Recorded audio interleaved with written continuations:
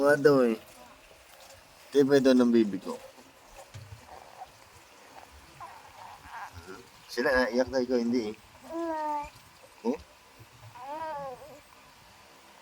Talaga?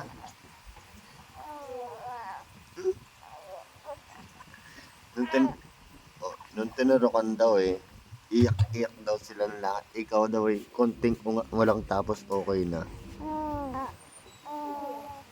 Oo. Napaka-big-boy mo na talaga, anak. Oh? Tapos, hindi ka daw nagmaoy. Dalawang turo, kinaya mo yun, ano? Oo, kwentan mo si daddy. Ano pa? Oh?